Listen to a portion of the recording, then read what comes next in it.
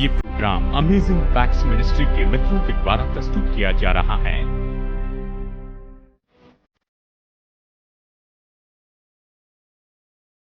यहाँ पर स्त्री शिमशोन के विरुद्ध में आ रहे थे कि उसे बंदी बनाए, वो रस्सियों से बंधा था और जैसे उसके पास में आ रहे थे तब परमेश्वर का आत्मा उस पर आता और फिर पॉप, और मैं सोचता हूँ वो वहां पर धीमे हो गए और सोचने लगे कि अब हमें क्या करना होगा, और वो यहाँ वहां देखने लगा और प्रभु ने प्रयोजन किया। 40 साल से भी ज्यादा समय से अमेजिंग फैक्ट्स परमेश्वर के वचन को मीडिया के माध्यम से लोगों को बता रहा है। इस प्रोग्राम में हमारे सबसे उत्तम ऐसे टेलीविजन ब्रॉडकास्ट के भाग जुड़े हैं। हम आपको न्योता देते हैं कि इस एडिशन का आनंद उठाएं अमेजिंग फैक्ट्स प्रेजेंस में।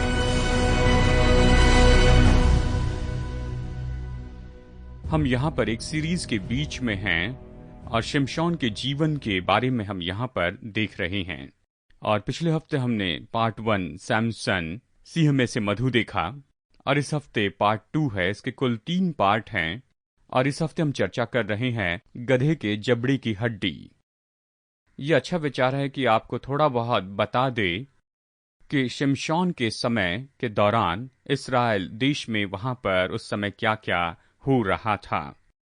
देखिए, जब शिमशोन नौजवान था वो एली के समय में था, जब एली याजक था। आपको याद है पहला शमूएल में वहां बहुत सा समझौता था, विश्वासघात करना था और एली के बच्चे भी लुच्चे थे और उस समय सेवकाई में भी बहुत सी युक्तियां चलती थी, अगर आप इस बात को समझ रहे हैं।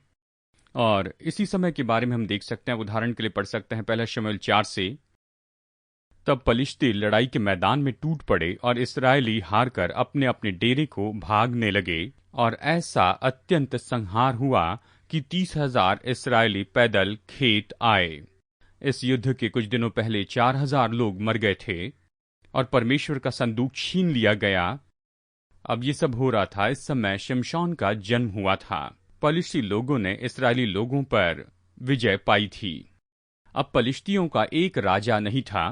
पलिश्ती तो उस समय में लगभग 5 राज्यों में इस तरह से बट चुके थे और वो उन्हें पलिश्तियों के प्रभु कहा करते थे। और पलिश्ती लोग तो सच में बहुत ही माहिर थे कि वो लोहे से हथियार बनाया करते थे और इस्राएली ऐसे नहीं थे। आप दाऊद की कहानी में पढ़ सकते हैं, एक युद्ध में जहां पर शाऊल और योनाथन पलिश्तियों से लड़ रहे थे। पूरे राज्य में केवल 2 लोगों के पास लोहे की तलवार थी और वो तो शाऊल और उसके पुत्र के पास थी। पलिश्ती इस बात के बारे में सावधान थे कि अगर इस्राएली को अपने हथियार धारदार करने थे तो वो कहते हमारे पास आकर धार लगाना, खेत के हथियार को भी ऐसे ही करना, तुम हमारे पास आना लेकिन हम तुम्हें कोई हथियार नहीं देंगे। मतलब पूरे हथियार छीन लिए थे, अगर हथियार होगे तो तुम परेशानी में फंसोगे। और वो उन्हें अपने वश में रख पाए। और ये तो बड़ी निराशा का समय था, जब लोगों में साहस नहीं होता तो वो लड़ नहीं पाते हैं। परमेश्वर ने यहोशू से कहा कि प्रतिज्ञा के देश में जाने के बाद तुम्हें बड़े हथियार वाले शत्रु से लड़ना होगा। उनमें से कुछ तो दानव थे। परमेश्वर ने कहा, यहोशू अध्याय 1 वचन 6 में, यह अद्भुत वचन है, इसलिए हियाव बांध कर दृढ़ हो जा, क्योंकि जिस देश के देने की शपथ मैंने इन लोगों के पूर्वजों से खाई थी उसका अधिकारी तू इन्हें करेगा। वचन 7, इतना हो कि तू हियाव बांध कर और बहुत दृढ़ होकर जो व्यवस्था मेरे दास मूसा ने तुझे दी है उन सब के अनुसार करने की चौकसी करना। फिर वचन 9, क्या मैंने तुझे आज्ञा नहीं दी, हियाव बांध कर दृढ़ हो जा, भय न खा और तेरा मन कच्चा न हो, क्योंकि जहां जहां तू जाएगा वहां वहां तेरा परमेश्वर यहोवा तेरे संग रहेगा। अगर मैं जानता हूं परमेश्वर मेरे साथ है तो मुझे डरने की जरूरत नहीं। और वो कहता है केवल साहसी नहीं, लेकिन कहता है कि तू बहुत ही साहसी हो जा। खैर, मूसा ने मरने के पहले इन सारे वचनों को उसने कहा था और फिर परमेश्वर ने इसे यहोशू से कहा और यहोशू बहुत बड़ी महान काम कर पाया, क्योंकि उसने विश्वास किया कि परमेश्वर संग है। और क्या हमारे साथ कोई प्रतिज्ञा है कि वो हमारे संग रहेगा? यीशु ने कहा, देखो मैं जगत के अंत तक तुम्हारे साथ में रहूंगा। विश्वासियों को साहसी होना है, चाहे हम शत्रु के देश में क्यों न रह रहे हो। और इसलिए शिमशोन की कहानी तो आज भी हमारे लिए व्यवहारिक है। तो अभी न्यायियों 15 में चलते हैं। ये कहता है, तब पलिश्तियों ने चढ़ाई करके यहूदा देश में डेरे खड़े किए और लही में फैल गए। अब लही ये शब्द का मतलब है जबड़े की हड्डी। वहां जो कुछ होने वाला था उसके कारण ली नाम रखा गया था और बाइबल के लेखक इस नाम का उपयोग करते हैं ये जानते हुए कि इस समय तो हम इसे जान लेंगे।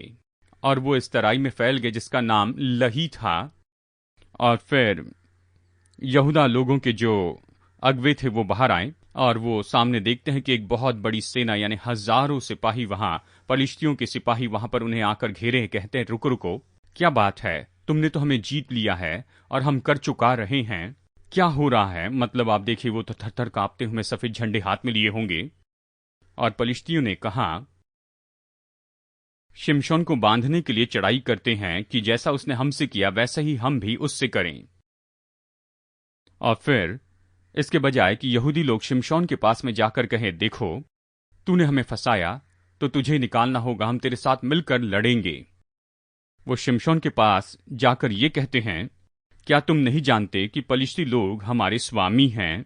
उन्होंने अपने आप को उनके गुलाम होने के लिए दे दिया था। कितने लोगों को याद है जब इस्राएली लोगों को जंगल में परेशानी हो रही थी तो वो अक्सर कहते थे, क्या मिस्र में गुलामी में रहना इससे बेहतर नहीं था?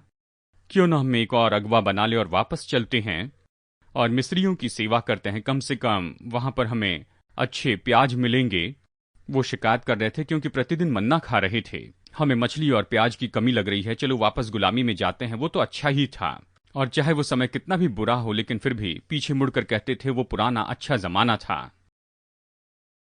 और इसलिए वो समर्पण के लिए तैयार थे। तो ये यहूदा के 3000 पुरुष शिमशोन के पास में आकर उससे ये कहते हैं, उन्होंने उससे ये कहा, हम तुझे बांधकर पलिश्तियों के हाथ में कर देने के लिए आए हैं, यानी उसके खुद के लोग उसके विरुद्ध में आए। शिमशोन ने उनसे कहा, मुझसे ये शपथ खाओ कि तुम मुझ पर प्रहार न करोगे। उन्होंने कहा कि ऐसा न हो, हम तुझे बांधकर उनके हाथ में कर देंगे, परंतु तुझे किसी रीति मार न डालेंगे। अब क्या दुख की बात नहीं कि परमेश्वर के लोग ही अपने चैंपियन को बांधकर शत्रु के हाथ सौंपते हैं।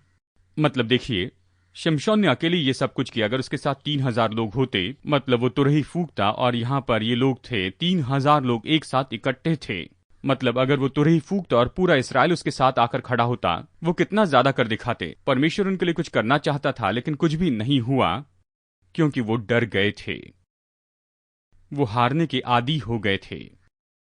अब आपको याद है, हम शमशोन और पलिश्तियों के बारे में कह रहे हैं, हम यीशु और पाप के बारे में कह रहे हैं।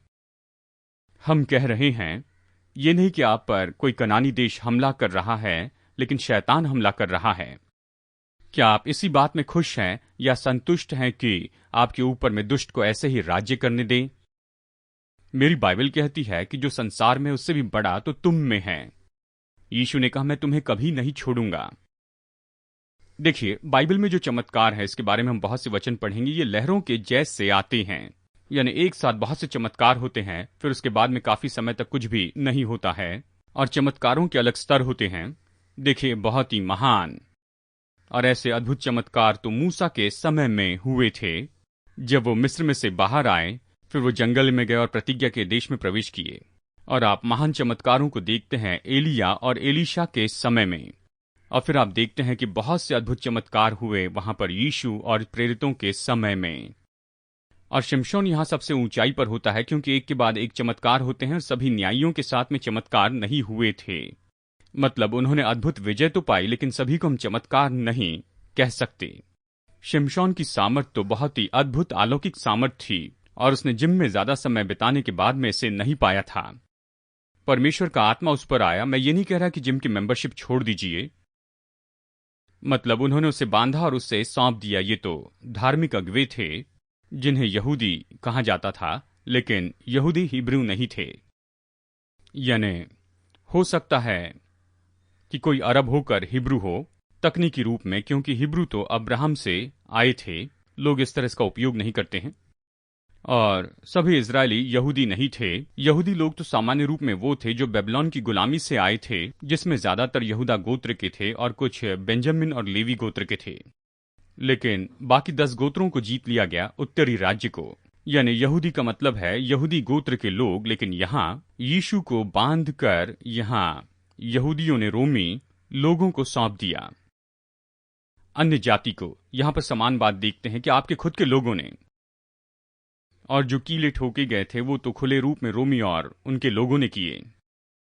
और फिर उन्होंने कहा, नहीं नहीं, हम तुझे मारेंगे नहीं, बस तुम्हें बांध कर दे देंगे, तुम्हारा लहू हमारे हाथों पर ना हो।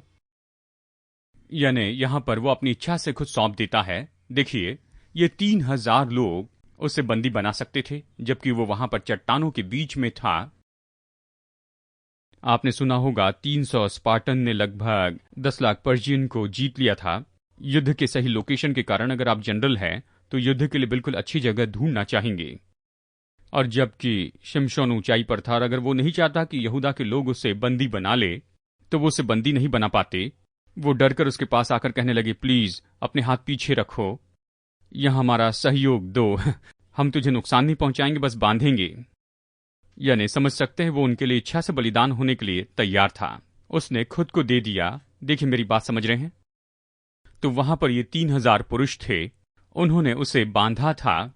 वो उसे बांधकर उस चट्टान में से ले गए। वो लही तक आ गया और वहां पर तो हजारों हजार पलिश्ती लोग बिल्कुल तैयार थे। पूरी सेना वहां पर थी और पलिश्तियों ने उसे आते देखकर, तो पलिश्ती उसको देखकर शिमशोन को ललकारने लगे। और ये कहता है, वो लही तक आ गया तो पलिश्ती उसको देखकर ललकारने लगे। तो यहूदा के लोग जो उसे नीचे लेकर आए, उनके साथ क्या हुआ होगा? वो उसे छोड़कर भाग गए। वो तो वहां से बस जितने जल्दी हो सके भाग गए। शिमशोन को मैदान में छोड़कर वहां से चले गए। शिमशोन नहीं गया। और बाइबल कहती है, वो इस बात से उत्साहित हो गए तो पलिश्ती उसको देखकर ललकारने लगे, कहने लगे कि हमने इसे पकड़ लिया। यानी अब तो यहां पर हमारे पास बड़ी सेना है, ये हमारे नगर में आया था, इसने हमें मारा था और अब ये हमारे सामने है और हम युद्ध के लिए तैयार हैं। यह अभी कुछ नहीं कर सकता है। वो दौड़कर उसे बंदी बनाने के लिए आए और यहीं पर तो बहुत ही अद्भुत बात हुई। और ये कहता है, तब यहोवा का आत्मा उस पर बल से उतरा। मुझे एक वॉलंटियर चाहिए, जेम्स यहां पर आकर मेरी मदद करेंगे। मैं बताना चाहता हूं, देखिए सच में यहां पर न्यायियों की किताब में ये 3 बार हुआ है। मैं बताना चाहता हूं ये कैसे दिखता है। और मैंने अपने साथ में लाई है ये एक रस्सी, इसे डेंटल फ्लॉस भी कहते हैं। अपने हाथ इस तरह से रखिए, ठीक है, ये काम करेगा। और मैं भी इसे यहां पर बांध लेता हूं और चलिए इसे और भी थोड़ा खोलते जाते हैं। जब भी डेंटिस्ट के पास जाऊं तो वो यही करते हैं। और इसके कई बक्से मेरे घर में हैं, यहां पर मैं इससे पीछा छुड़ाना चाह रहा हूं। थोड़ा कसकर रखिए, यहां पर इसे इस तरह से पूरे तान कर रखिए। ठीक है, थोड़ा यहां पर मुड़ जाइए ताकि लोग आपको देख सके। ये सामान्य रूप में मजबूत है। कल्पना कीजिए 2 नई रस्सियां, बिल्कुल नई बनाई गई रस्सियां, और उसे उन्होंने इतनी मोटी रस्सी से बांधा होगा। उनके पास 2 मोटी रस्सियां थी, एक पर जोखिम नहीं उठाना चाहते थे तो उन्होंने कसकर उसे 2 रस्सियों से बांध लिया था। और बाइबल कहती है कि परमेश्वर का आत्मा उस पर बल से उतरा। उसने उन रस्सियों को ऐसे तोड़ा जैसे आग से जले हुए केवल सन के समान हो, जैसे मानो वो जल गई हो। तो चलिए यहां पर गौर कीजिए, बस ऐसे ही। यानी कहिए पलिश्ती यहां पर शिमशोन के विरुद्ध आ रहे थे कि उसे बंदी बनाए। ये तो रस्सियों से बंधा था और जैसे वो उसकी ओर आ रहे थे, परमेश्वर की आत्मा उसके पास आती है और वो पॉप। अब वो धीमे हो गए। उन्होंने देखा और सोचा ये तो बंधा है, लेकिन उसने उन रस्सियों को तोड़ दिया जिससे बंधा था। और मैं सोचता हूं वो वहां पर धीमे हो गए और सोचने लगे कि अब हम लोग क्या करेंगे। शिमशोन यहां वहां देखने लगा। प्रभु ने प्रयोजन किया। उसकी बाहों की रस्सियां आग में जले हुए सन के समान हो गई और उसके हाथों के बंधन मानो गलकर टूट पड़े। तब उसको गधे के जबड़े की एक नई हड्डी मिली। ये लही में हुआ, गधे के जबड़े की हड्डी, और उसने हाथ बढ़ाकर उसे ले लिया। क्या यह अद्भुत नहीं कि आपको जिस चीज की जरूरत हो परमेश्वर सही समय पर उसे दे देता है। यानी ये बात तो मेरे लिए बहुत ही दिलचस्प है कि जब भी कुछ जरूरत हो, दाऊद को चाहिए थे 5 चिकने पत्थर, वो वहीं मिले जब चाहिए थे। हजारों लोगों को भोजन चाहिए था। यीशु ने बताया क्या करना है। किसी ने बताया यहां पर एक लड़का है जिसके पास 5 रोटी 2 मछलियां हैं। और ये तो तभी होता है जब आपको इसकी जरूरत होती है। शायद ये बहुत बड़ा दिखाई न दे, लेकिन ये शायद बहुत ही सामान्य दिखाई देता है। परमेश्वर महत्वपूर्ण समय में जरूरत पूरी करता है। क्या आपने पढ़ा है 1 कुरिन्थियों अध्याय 10 वचन 13 में? ये कहता है, तुम किसी ऐसी परीक्षा में नहीं पड़े जो मनुष्य के सहने से बाहर हैं, परमेश्वर सच्चा है, वो तुम्हें सामर्थ्य से बाहर परीक्षा में न पढ़ने देगा। वो सामर्थ्य से बाहर परीक्षा में न पढ़ने देगा, वरन परीक्षा के साथ निकास भी करेगा कि तुम सह सको।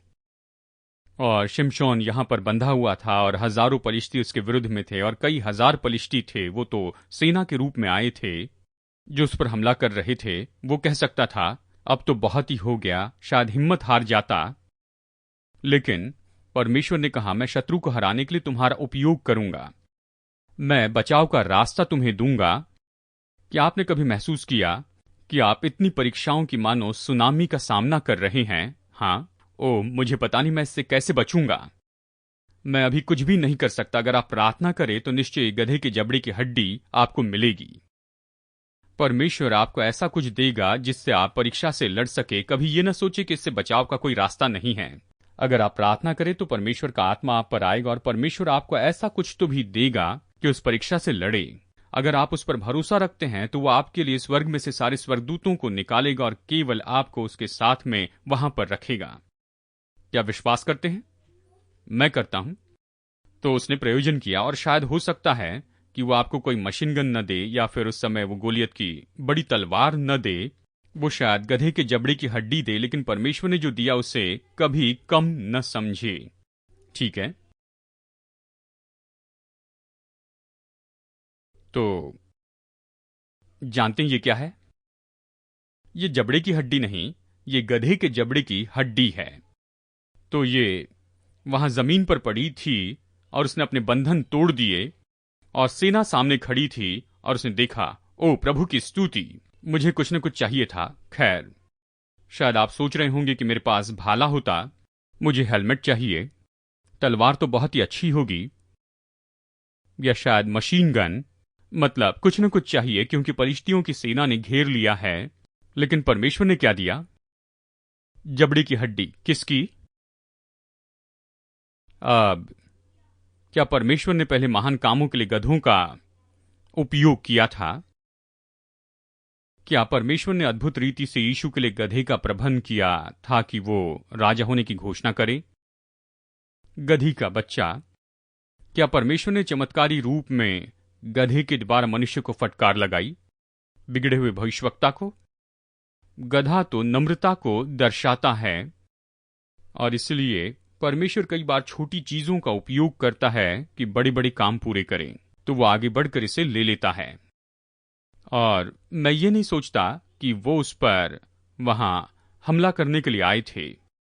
मैं सोचता हूं जब परमेश्वर का आत्मा उस पर आया तो देखिए क्या हुआ था। जब दाऊद पर परमेश्वर का आत्मा उतरा था, वो गोलियत से लड़ने के लिए दौड़कर आगे गया। क्या दानों से लड़ने के लिए दौड़ेंगे? मतलब जब परमेश्वर का आत्मा शिमशोन पर उतरा, जरा सोचिए कि वहां मेरे विरुद्ध में 5,000 लोग हैं और मैं अकेला हूं। मैं थोड़ा पीछे हटकर खुद की रक्षा करूंगा और देखूंगा कि मैं क्या कर सकता हूं। मैं सोचता हूं उन्होंने उस पर जलते हुए तीर फेंके होंगे। ये अलग ही युद्ध था। मैं सोचता हूं उसने हड्डी उठाई और उनके बीच में दौड़ कर गया जहां पर वो आपस में एक दूसरे पर तीर न चला सके। मुझे लगता है उसका मन हाई स्पीड फिल्म के जैसे काम करने लग रहा था। क्या आपने कभी देखा जैसे कि नेचर पिक्चर्स में होता है, एक छोटा सा बीज धीरे धीरे बढ़ता है, वो दाने में से निकलता है, फिर जमीन से बाहर आता है। खास फोटोग्राफर इसके लिए रखे जाते हैं। हाई स्पीड फिल्म में आपने देखा जब वो किसी के ऊपर गोली चलाते हैं। मैं सोचता हूं अचानक यहां पर शिमशोन तो बहुत ही हाई स्पीड के आयाम में आ गया होगा और अचानक सभी फिलिस्तीनियों ने उसे देखकर कहा होगा, ओ देखो ये शिमशोन आ रहा है और अब तुम क्या करोगे? यानी उनके मन में ये सब कुछ चल रहा था। मैं इस बात के बारे में सोच सकता हूं, लेकिन उसका मन इतनी तेजी से आगे बढ़ा और वो तो बस उन्हें मारते चले जा रहा था इसके पहले कि वो ये सोचे कि अब हम क्या करेंगे। केवल जबड़े की हड्डी नहीं कहता है, सूखी हड्डी। सच में ये आधी हड्डी है। एक और जबड़े की हड्डी यहां पर आती है। इसका ये हैंडल बहुत अच्छा है। ये नई हड्डी थी, इसका मतलब ये तो बहुत ही कड़क थी। और वो उनके मध्य में जाता और ये कहता है कि आपने पढ़ा है, और ये कहता उसने उन्हें मारा। चलिए इसे पहले यहां पर रख देते हैं। उसने 1,000 पुरुषों को मार डाला। गधे के जबड़े की हड्डी से ढेर के ढेर लग गए। जब वो ऐसे कह चुका तब उसने जबड़े की हड्डी फेंक दी और स्थान का नाम रामात लही रखा गया। अब मैं चाहता हूं कि आप याद रखिए शिमशोन कैसे दिखता था। शिमशोन के बारे में क्या खास था? उसकी मांसपेशियां। मुझे वचन से बताइए कि शिमशोन के बड़े बाइसेप्स थे। ऐसे नहीं कहता है, लेकिन उसके लंबे बाल थे। क्यों? वो नाजिर था। हमने नाजिर के बारे में देखा और उनकी 2 या 3 ऐसी खास बातें हैं। उनमें से एक है कोई दाख नहीं खाना। खैर, हमने ये भी देखा कि शिमशोन ने बहुत सी दाख पहले ही खा ली थी और वो दाख की तराई में वहां पर गया था और दाख की बारी में सिंह को मारा, जबकि उससे सूखे अंगूर भी नहीं खाने थे। उसने ये भी नहीं किया। दूसरी बात थी कि मृतदेह को नहीं छूना था। केवल उसने मारा ही नहीं, पर उसने उसे छुआ। उसने सिंह की पंजर में से मधु खाया था और यहां पर उसके हाथ में एक मरे हुए गधे की हड्डी थी। जब उसने उसे अपने हाथ से फेंक दिया तो उसने कहा, चलो ये दूर हुआ। लेकिन उसकी कमजोरियों के बावजूद भी परमेश्वर ने उसका उपयोग किया। मैं सोचता हूं यह महत्वपूर्ण पॉइंट है। कई बार आप सोचते हैं मैं प्रभु के लिए काम करना चाहता हूं लेकिन मैं योग्य नहीं। मैं बाइबल स्टडी में सिखाना चाहता हूं लेकिन मुझे नहीं आता। मैं दूसरों तक पहुंचना चाहता हूं लेकिन मुझे संदेह है कि मैं खुद कितना बदला हूं। क्या आपने पहले यह सोचा है? हाँ, अक्सर हम सोचते हैं। मैं प्रोत्साहित होता हूं जब मैं पढ़ता हूं कि यीशु ने अपने 12 चेलों को प्रचार के लिए भेजा और वो प्रचार करके लौटे तो उन्होंने कहा कि प्रभु, यहां तक कि दुष्ट आत्माएं हमारी आज्ञा मानती हैं और हमने महान चमत्कार होते हुए देखे हैं। और देखिए, वहां पर बीमार चंगे हुए, यहां तक कि मुर्दे जिंदा हुए। उन्होंने जो कुछ भी किया होगा वो सब बताया। और फिर यीशु ने कहा पतरस जैसे लोगों से, शमौन देख, शैतान ने तुम लोगों को मांग लिया कि गेहूं के समान फटके, परंतु मैंने तेरे लिए विनती की कि तेरा विश्वास जाता न रहे, कि जब तू फिरे तो अपने भाइयों को स्थिर करना जब आप बदल जाते हैं। मतलब परमेश्वर ऐसे व्यक्ति का उपयोग कर सकता है जो शायद हो सकता है कि 100% नहीं बदला हो। हाँ, चेले आपस में विवाद कर रहे थे कि उनमें सबसे बड़ा कौन है। मैं आपको सलाह दूंगा कि अपने युद्ध में जो लड़ना है उन हथियारों के साथ जो परमेश्वर ने दिए, यह आपके बदलाव की क्रिया का भाग है। राह मत देखिए कि आपको महसूस होगा कि आप बिल्कुल सिद्ध है, शायद आप उस समय कुछ भी न कर पाए। जब आप जानते ये प्रभु की इच्छा है तो विश्वास से कदम बढ़ाइए और उसे करते जाइए। और शैतान हमेशा आपसे कहेगा कि आप योग्य नहीं हैं, तो वो जबड़े की हड्डी फेंक देता है। अब आखिर में जब ये युद्ध जीत जाता है, शमूएल तो अभी भी छोटा था। यानी हम देखते हैं कि उस समय एली मर चुका था और शमूएल तो अभी बहुत कम उम्र का था। तो वो मानो शिमशोन की ओर अपने जनरल के रूप में देखने लगे और वो 20 साल तक उन्हें बचाते रहा। पलिश्तियों के हमले से बचाया। शायद उस समय उन्होंने कर भी नहीं चुकाया होगा, उनके पास थोड़ी सी आजादी थी। लेकिन 20 साल बीत जाने के बाद मानो ऐसे हुआ, वो पलिश्तियों के साथ लेन देन करने लगे और उनके साथ जुड़ने लगे। मैं प्रभु राज्य में शिमशोन से मिलना चाहता हूं। क्या आपने इब्रानियों अध्याय 11 में पढ़ा कि उसकी कमजोरियों के बावजूद, बाइबल इब्रानियों 11:32 में कहती है, अब और क्या कहूं, क्योंकि समय नहीं कि गिदोन का और बाराक और शिमशोन का और यिप्ता का और दाऊद और शमूएल का और भविष्यवक्ताओं का वर्णन करूं। इन्होंने विश्वास के द्वारा राज्य जीते, धर्म के काम किए, प्रतिज्ञा की हुई वस्तुएं प्राप्त की, सिंह के मुंह बंद किए। केवल दाऊद और दानियल ने ही नहीं किया, लेकिन शिमशोन ने भी किया। आग की ज्वाला को ठंडा किया, शद्रक, मेशक और अबेदनगो के जैसे। निर्बलता में बलवंत हुए, लड़ाई में वीर निकले, विदेशियों की फौजों को मार भगाया। जानते हैं, बाइबल कहती है मूसा ने कहा कि कैसे एक 1000 को भगा सकता है। यह दिलचस्प है कि एक 1000 को भगाएगा। क्या शिमशोन ने 1000 को मारा? क्यों? क्योंकि परमेश्वर का आत्मा उस पर आया। बाइबल कहती है कि अंतिम दिनों में बहुत सी मरियां आएगी, लेकिन कहता है कोई मरी तेरे डेरे के निकट नहीं आएगी। तेरे निकट 1000 और तेरी दाहिनी ओर 10,000 गिरेंगे, परंतु वो तेरे निकट नहीं आएंगे। तो अपनी दृष्टि करके देखेगा और दुष्ट के अंत को देखेगा। मैं परमेश्वर की आत्मा चाहता हूं। क्या आप चाहते हैं? शिमशोन की कहानी से सीखना चाहता हूं कि मैं भी वैसी गलती न करूं। परमेश्वर अपने लोगों को विजय देना चाहता था और वो बीच में लड़ते जा रहे थे। वो चाहता है कि आप भी ऐसे विजय पाते जाएं और उस पर भरोसा रखते जाएं। यीशु अपना क्रूस पहाड़ पर लेकर चढ़ा। ताकि वो उन फाटकों को पूरी तरह नाश करे कि हम आजाद हो।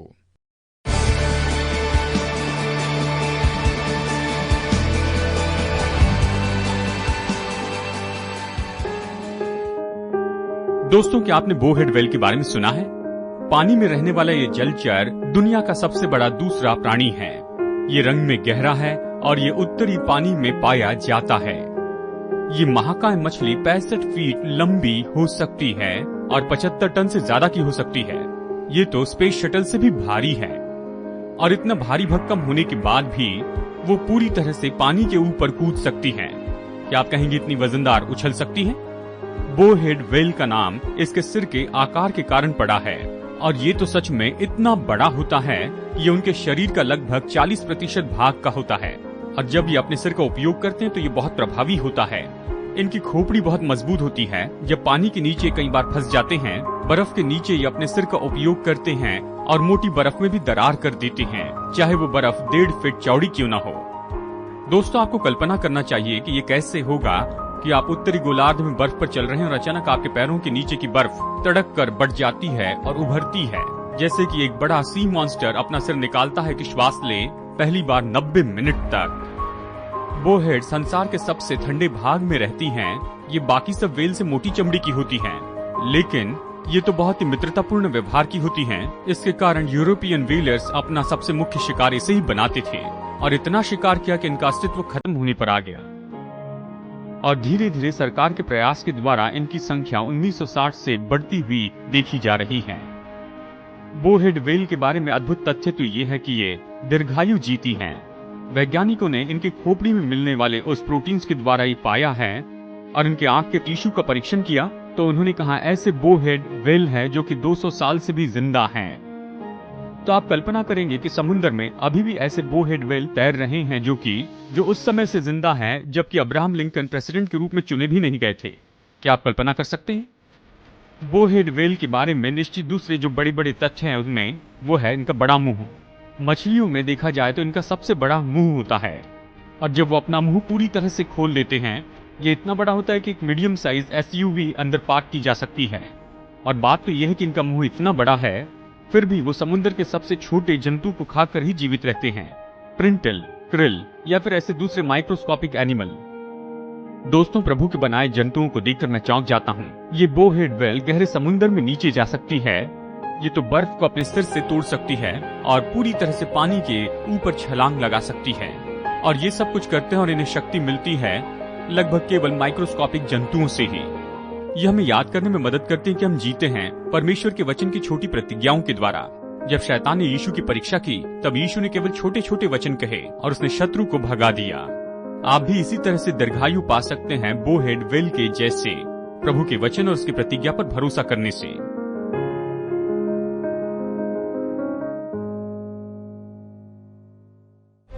ये प्रोग्राम अमेजिंग फैक्ट्स मिनिस्ट्री के मित्रों के द्वारा प्रस्तुत किया जा रहा है।